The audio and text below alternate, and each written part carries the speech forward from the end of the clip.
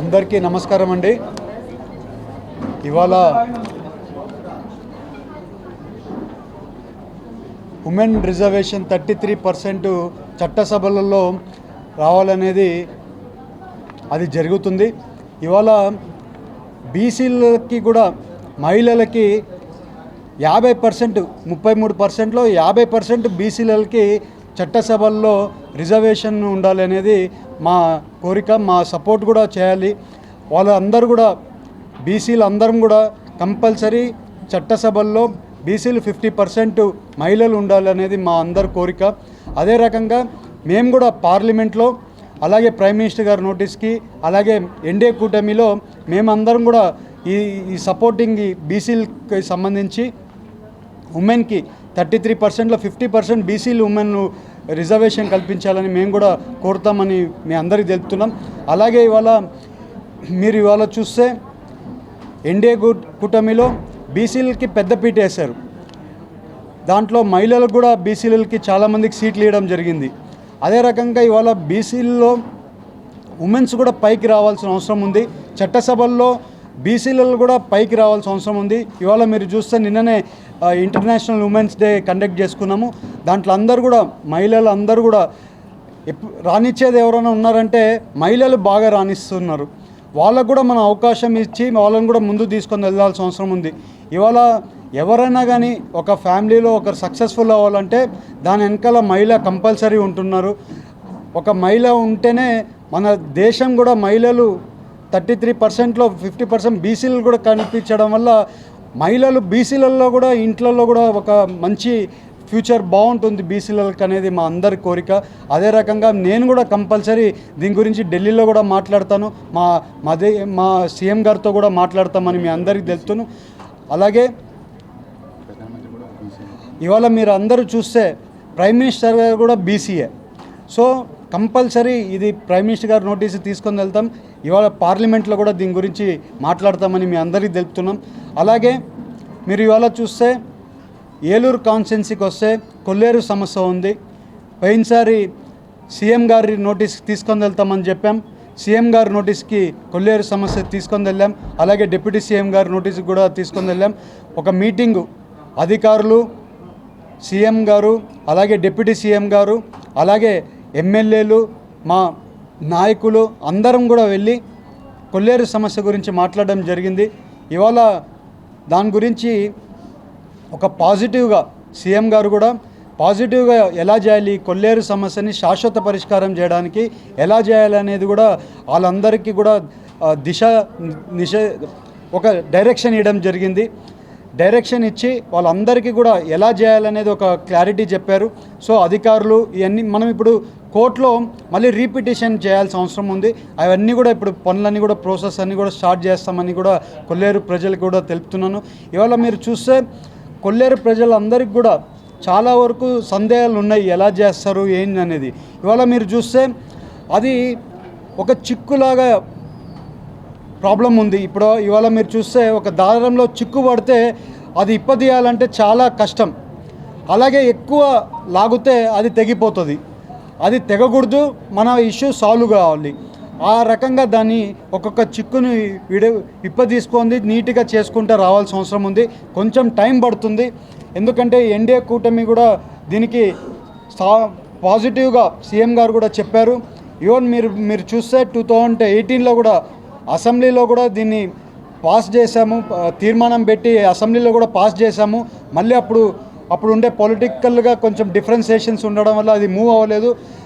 ఈ 2019 నుంచి 14 వరకు దీన్ని కొల్లేరు సమస్యని పట్టించుకోకపోవడం వల్ల ఈ ఇష్యూ పెద్దగా అయిపోయింది. అప్పుడే చేసినంటే ఇది ఇప్పటికెళ్ళి ఒక కొలిక్ వచ్చిండేది. ఇప్పుడు కొలిక్కి రాకుండా ఇది మళ్ళీ 20 ఏళ్ళు వెనకాలకి వెళ్ళిపోయింది. ఆ ఇష్యూ 20 ఏళ్ళు వెనకాలకి ఎలా ఉన్నిందో మళ్ళీ ఇప్పుడు ఆ 20 ఏళ్ళు లాగానే తయారైపోయింది. దీన్ని ఇప్పుడు సాల్వ్ చేసుకుంటా ఒక్కొక్క అడుగు ఎమ్మెల్యే గారైనా కానీ, అక్కడ ఎమ్మెల్యే గారు, దిందలూరు ఎమ్మెల్యే గారు, ఉంగటూరు ఎమ్మెల్యే గారు, అలాగే కైకలూరు ఎమ్మెల్యే గారు, నేను అందరం కలిసి దీన్ని సాల్వ్ చేయడానికి వర్కౌట్ చేస్తామని మీ అందరికీ తెలుపుతున్నాం. ఇవాళ మీరు చూస్తే కొల్లేరు ప్రజలందరికీ కూడా మళ్ళీ మీరు తొందరపడొద్దండి. అన్నీ కూడా మేము నాయకులుగా ఏం వర్కౌట్ చేయాలో అన్నీ వర్కౌట్ చేస్తాం.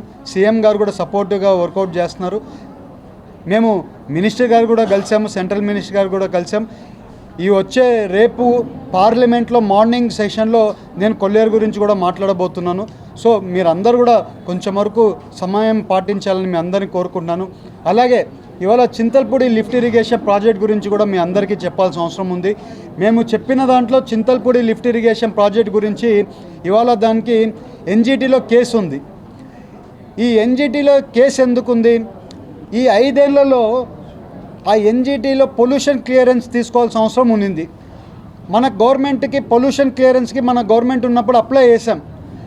ఆ పొల్యూషన్ క్లియరెన్స్ తీసుకోకుండా దాన్ని ఈ గవర్నమెంట్ పట్టించుకోకపోవడం వల్ల ఆ పొల్యూషన్ క్లియరెన్స్ టైమింగ్ అయిపోయింది. ఆ టైమింగ్ అయిపోయింది. ప్లస్ ఇంకొకటి ఇవాళ రీఅప్లై చేయాలన్నా కూడా, పొల్యూషన్ క్లియరెన్స్కి రీఅప్లై చేయాలన్నా కూడా దానికి గైడ్లైన్స్ చాలా వేరీగా ఉన్నాయి. ఆ గైడ్లైన్స్ అన్నీ కూడా మళ్ళీ రీకరెక్షన్ గైడ్లైన్స్ వస్తున్నాయి. ఆ గైడ్లైన్స్ వచ్చిన తక్షణమే ఆ గైడ్లైన్స్ వచ్చి మళ్ళీ పొల్యూషన్కి మళ్ళీ అప్లై చేసుకున్నాక వర్కులు స్టార్ట్ చేయడానికి వర్కౌట్ చేస్తాం. మన బడ్జెట్లో కూడా ఫైనాన్స్ పెడుతున్నాం. బట్ మనకి ఎన్జిటి కేసు క్లియరెన్స్ అయ్యే వరకు, అలాగే పొల్యూషన్ది టర్మ్స్ కండిషన్స్ వచ్చే వరకు, పైన గవర్నమెంట్ చేసిన మిస్టేక్స్ అన్నీ కూడా ఇవాళ మనము దాన్ని సరిదిద్దుకోవడానికి టైం పడుతుంది. ఇవాళ మీరు చూస్తే కొల్లేరు కూడా అదే సమస్య. ఇవాళ మీరు అది చూస్తే ఈవెన్ చింతల్పూడి కూడా అదే సమస్య ఉంది. గవర్నమెంట్ అనేది పట్టించుకోకపోతే చాలా సమస్యలు వస్తాయి. అదే రకంగా ఇవాళ సమస్యలు ఉన్నాయి.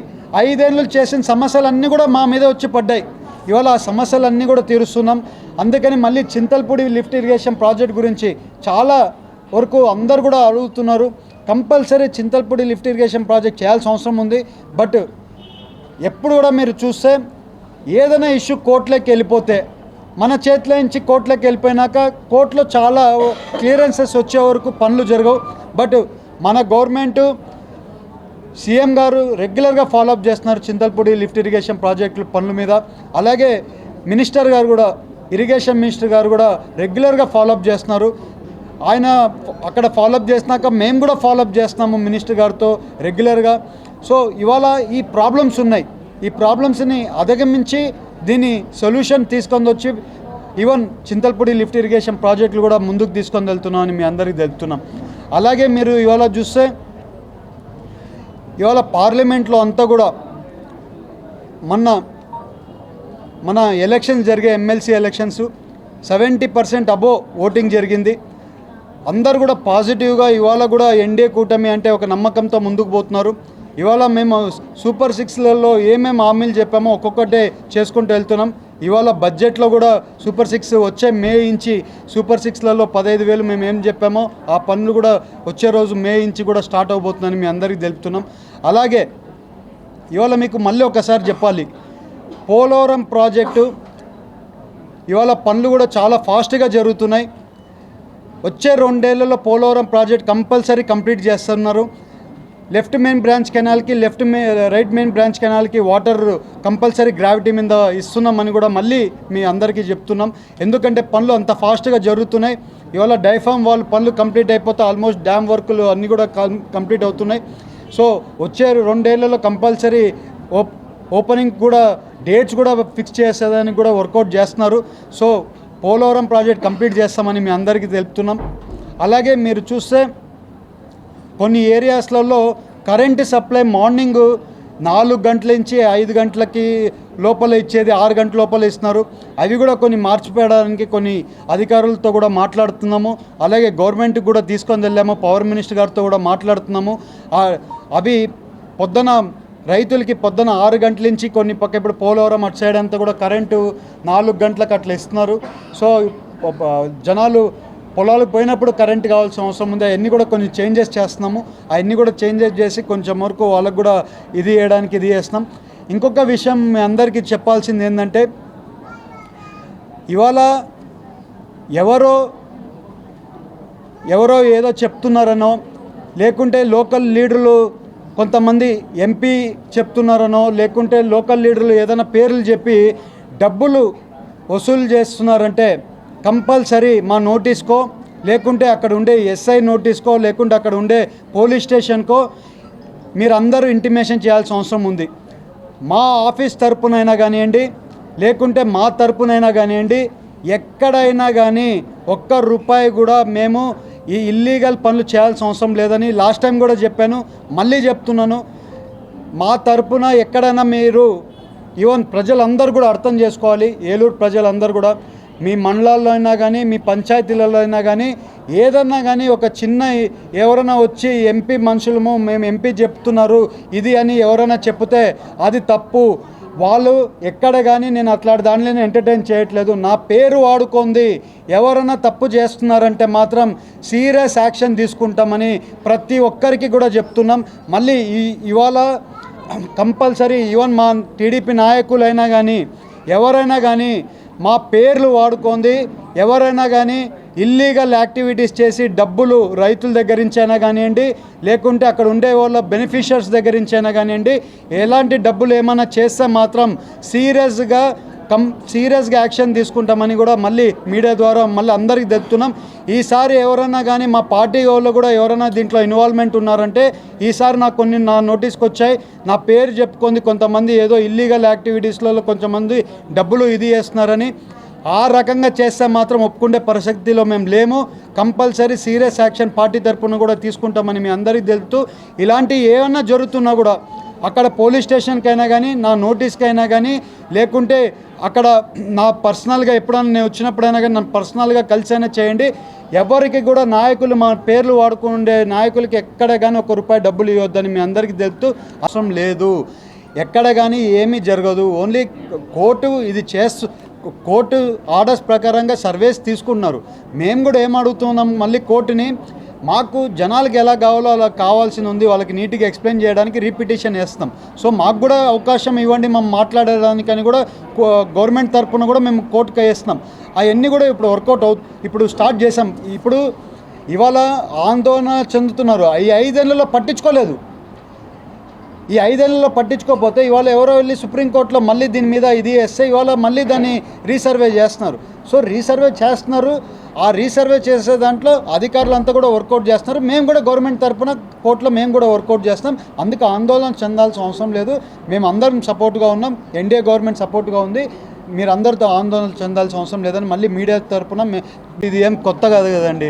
ఇది రోజు సర్వేలు జరుగుతున్నాయండి.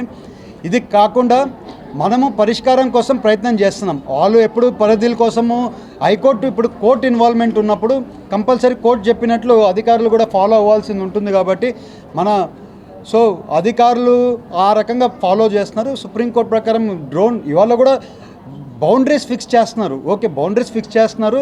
మేమేమంటున్నాము, మాకు కావాల్సిండేది అది కాకుండా మాకు కావాల్సిండేది ఏముంది, మా రైతులు అక్కడ ఉండే నిర్వాసితులు అక్కడ ఉండే జనాలు ఏమడుగుతున్నారో ఆ జనాలకి ఏం కావాలనేది మేము చేయాలనేది మా ఇది. ఎందుకంటే అక్కడ 3 లక్షల మంది జనాలు ఉంటున్నారు. ఎప్పుడో నుంచి వాళ్ళ లైవ్లీవుడ్ అది. ఆ లైవ్లీవుడ్ని డిస్టర్బ్ చేయడానికి మాకు అందరికీ ఇంట్రెస్టెడ్ లేదు. ఎవరో కోర్టుకు వెళ్ళి కోర్టులలో ఒక మిస్గైడ్ చేయడం వల్ల కొంచెం వరకు ఇది వస్తుంది. ఇప్పుడు మేము సీరియస్గా గవర్నమెంట్ తరఫున కోర్టులలో కూడా రీపిటిషన్ వేసి ఇది వర్కౌట్ చేయడానికి మేము ముందుకు వెళ్తున్నాం. అది కూడా వర్కౌట్ చేస్తున్నాం. గవర్నమెంట్ కూడా వర్కౌట్ చేస్తుందని మీ అందరికీ తెలుపుతున్నాం. మేము అన్నీ కూడా ఉమెన్ మిస్సింగ్ మీద సెన్సస్ తీయమని చెప్పి సెంట్రల్లో అన్నీ కూడా సెన్సస్ తీసాం. మన రాష్ట్రంలోనే కాదు, మన దేశంలోనే ఉమెన్ అనేటోళ్ళు మిస్సింగ్ ఉన్నారు. ఈ ఉమెన్ అనేటోళ్ళు ఎట్లా మిస్సింగ్ అవుతున్నారు? 2 రకాలుగా మిస్ అవుతున్నారు. ఉమెన్ అనేటోళ్ళు ఒకటి ట్రాఫికింగ్ జరిగి ప్రాస్టిట్యూషన్కో లేకుంటే ఎక్కడ పనులు చేయడానికో ఒక రకంగా తీసుకొని పోతున్నారు ఉమెన్ని. ఎక్కడ చిన్న విలేజ్లలో ఉండే ఉమెన్స్ ఈవెన్ వాళ్ళ ఫ్యామిలీస్ని కన్విన్స్ చేసి ఉమెన్స్ని తీసుకొని వెళ్ళి ఇలాగా ఇది వేసేస్తున్నారు. అది కాకుండా కొంతమందిని ఫారిన్లకి పంపించేస్తున్నారు. ఇవన్నీ కూడా ఉన్నాయి.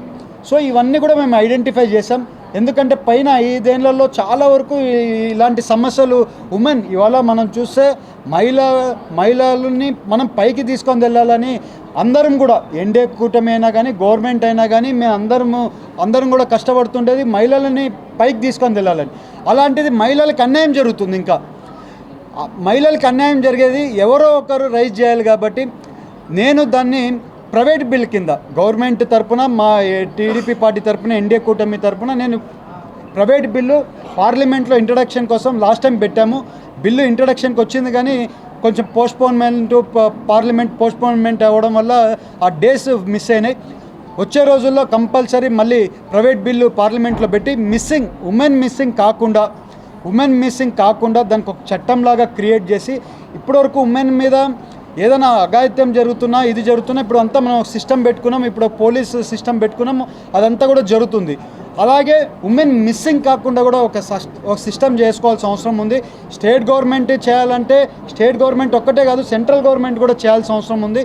2 కలిసి చేయాల్సిన అవసరం ఉంది. ఆ ఇష్యూని నేనే టేకప్ చేసి సెంట్రల్ గవర్నమెంట్లో ఇది చేస్తున్నాను. ఎందుకంటే మహిళలు మన జన్మ ఉందంటే మహిళల వల్లే మన జన్మ ఉంది. అలాంటి మహిళలకు అన్యాయం జరుగుతుందంటే మాత్రం ఒప్పుకునే పరిస్థితులు ఎలాంటి పరిస్థితుల్లో మేము లేము. కంపల్సరీ మేము నాయకులుగా అందరు ప్రజలు మమ్మల్ని ఎన్నుకుంటే వాళ్ళ సమస్యల్లో ఇది ఒక మేజర్ సమస్య, అన్ఐడెంటిఫైడ్ సమస్య. ఇది ఇవాళ ఐడెంటిఫై చేసి దాన్ని ముందుకు తీసుకొని వెళ్ళి దానికి ఒక చట్టం కూడా క్రియేట్ చేయడానికి మేము ముందుకు తీసుకొని వెళ్తున్నాం. మీ అందరికీ తెలుపుతూ అందరికీ కూడా నమస్కారాలు.